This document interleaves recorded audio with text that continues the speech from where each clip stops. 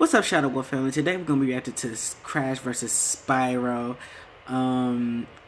This is gonna be fun, especially if it's death battle. Oh my goodness, I want to see who actually gonna win in Crash versus Spyro death battle. But the original link gonna be in the description down below if you want to check out the original vid.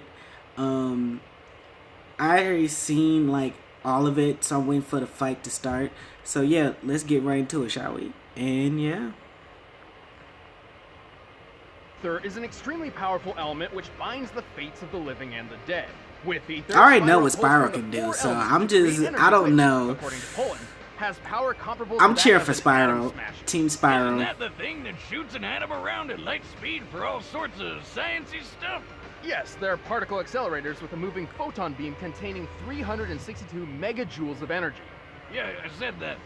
This beam can slice through a human skull in a nanosecond. Just like what happened to Russian scientist Anatoly Bugorsky when he stuck his head in one of them.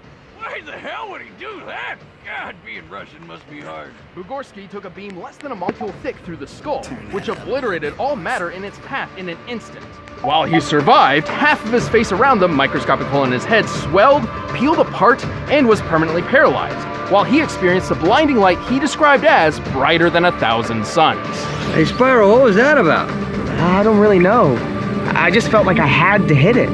And when I did, the power of 1,000 suns surged through my body.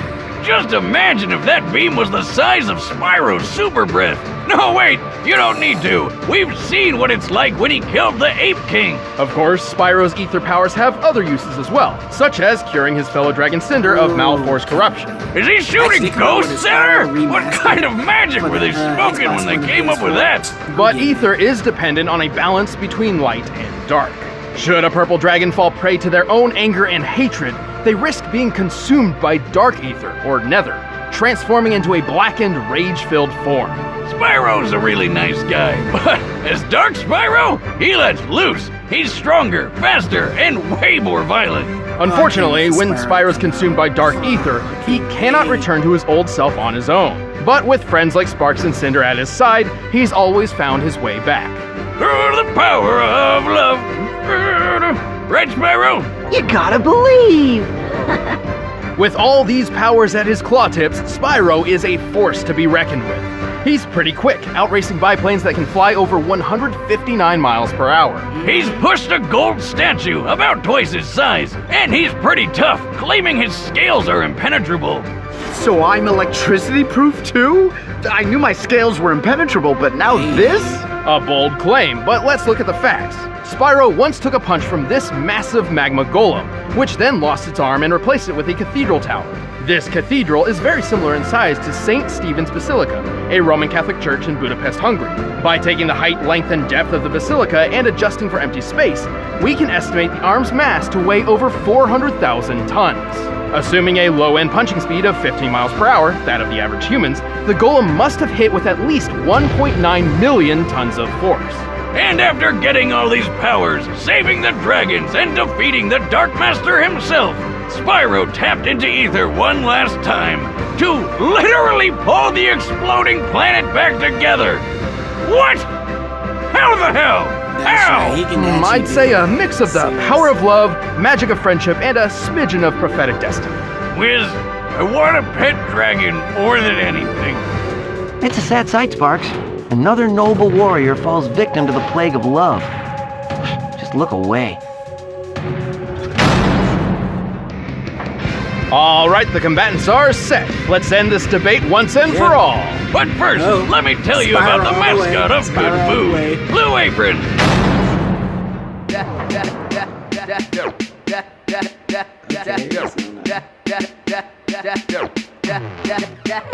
That's right. No Jimbo. That shit look good too. I ain't gonna lie, that look good. Hey, whip me up a plate too, Death Battle. Whip me up a plate. I want some, I'm hungry. I want some too.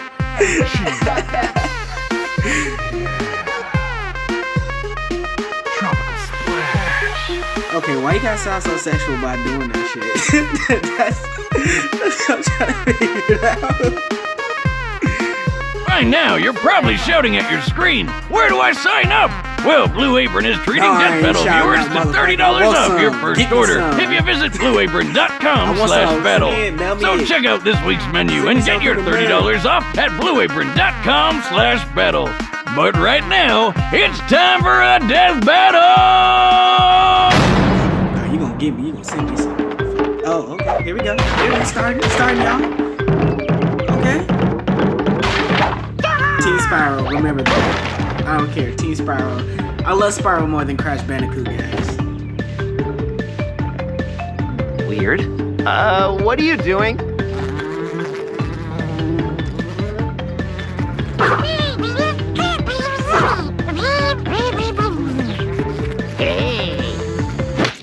Oh!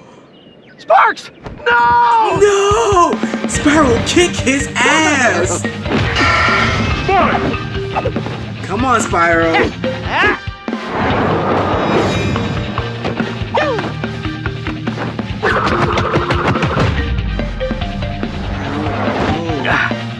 All right. You asked for it!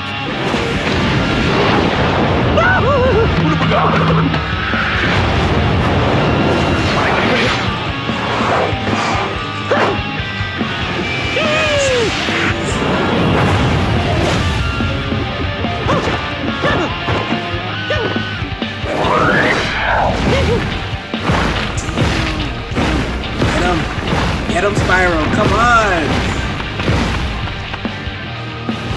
Gosh.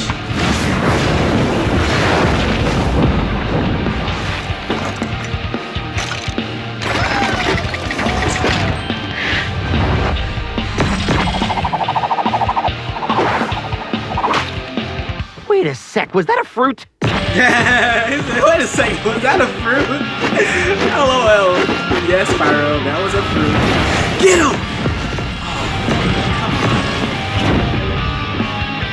Open to the leg.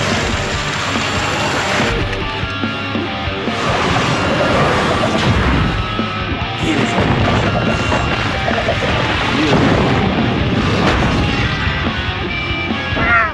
Woohoo! Strike!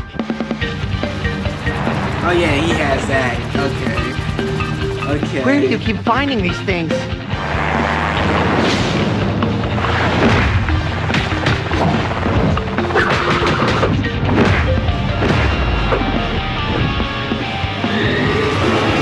Rage I'm done with this! in him.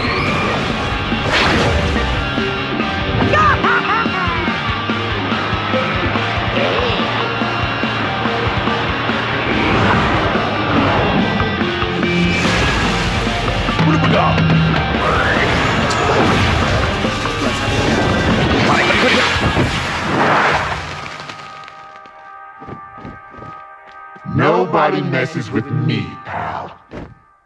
Yes! I was right! Spyro, Big baby! Aku Aku's Let's gonna go! pull Crash from the grave after that. Spyro had plenty of obvious advantages. His I knew speedy Spyro flight let was him gonna control win. the pace I of the knew Spyro battle, was gonna and his win. elemental arsenal gave him a much wider variety of attacks than Crash had ever seen in a one-on-one fight. Even with his extraordinary puzzle-solving skills, Crash was simply overwhelmed. But surprisingly, this wasn't nearly as one-sided as it looked on paper. With the strength to throw an 8-ton boulder, Crash was actually stronger than Spyro, and both of them had survived impacts worth around 2 million tons of force. How convenient! It's almost like they planned this all along. To be fair, we did have to lowball Spyro's durability against the Golem's punch. However, both of them had shown durability, which far exceeded much of their attack capability. So even with his gadgets, Crash really didn't have a good way to hurt Spyro very much. But the funny thing is, Spyro didn't have many attacks that could firmly hurt Crash either. They were both just too tough. Well, until Spyro used the Ether Breath, which could literally break matter apart at an atomic level. Not even Aku Aku could save Crash from a beam that intense. I guess Crash just couldn't spin this one. The winner is Spyro the Dragon. Hey guys, thanks for watching this episode of Death Battle. If you want to get the battle music for yourself, you can get it by clicking the link below. And if you guys want to see exclusive commentary on this episode, click that little box over there, first membership trial. Fight next time. That shit look awesome. All right, that was actually pretty intense. I actually like it. That was pretty intense. But yeah, I don't know what to say. But yeah, I hope you guys enjoy the video. The original link gonna be in the description down below. I think I mentioned that before.